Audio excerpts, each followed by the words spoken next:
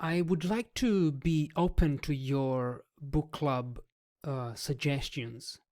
So, if you have a book that you would like to read, a book that you want to discuss, a book that maybe you want to read, discuss, and also to you want to analyze its language. So you want to maybe work on the grammar that you find in the book, the vocabulary. So if you have one of these books, if you have, maybe it's your favorite book, or it's a book that you've recently read, or a book that you would like to read that you haven't read yet, I could open, if you want, a book club just for you. Okay, so a one-to-one book club. So you meet with me and we read the book together and we discuss. And of course, then you work on your English. I help you with your English. So if you have one of these, if you have any ideas or any suggestions, please feel free to share them with me, and I can create a language program based on this book just for you.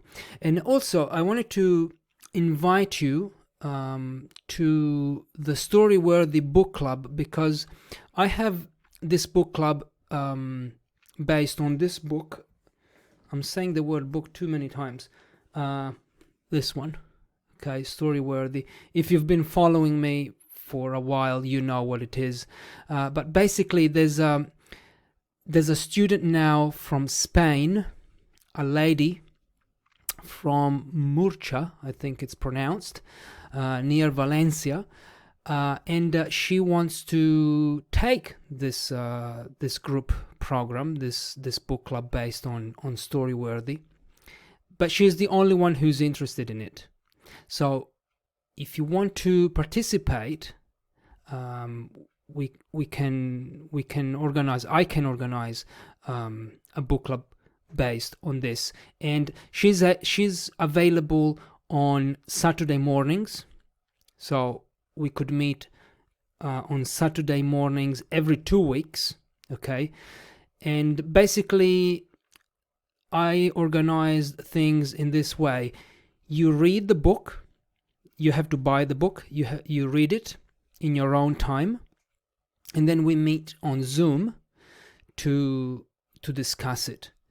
You have a conversation. We have a conversation. I participate in the conversation too, and I ask you questions. I moderate the conversation, and then I give you my feedback on your English. So by feedback I mean corrections, suggestions, better ways to express your ideas. I can maybe suggest vocabulary. I can correct pronunciation, and I think it's a great way to, first of all, read about and learn about storytelling, because this is a book that changed the way I see my life, because I discovered, after reading this book, I discovered that I have a lot of stories to tell, and it's the book that made me start my podcast. So if you go to episode 1 of Stolaroid Stories, my podcast, you will hear a story about leaving for Australia. It's not a very good story. It's episode 1, so I didn't know what I was doing. But then my storytelling skills improved because I worked on my storytelling skills. And this book was amazing because it tells you how to tell stories. It tells you what a story is, what a story is not, what to include in a personal story, how to make it interesting, how to find your own stories, and how to use some storytelling techniques like humor, surprise, It's really interesting. A lot of people have read this book, and I know that some of you also have started reading it, and some of you have also finished this book. So this is to tell you that you're invited to this book club. If you don't like it, if you don't like the idea, like maybe you're not into storytelling, there is another one called How to Live, because this is another book that I loved, and it's a book club based on how to live. 27 conflicting answers and one weird conclusion. It's very easy to read.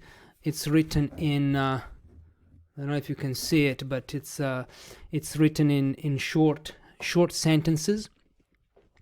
But anyway, I'll put the links, all these links in the description of this episode, or in the show notes, in the YouTube description here.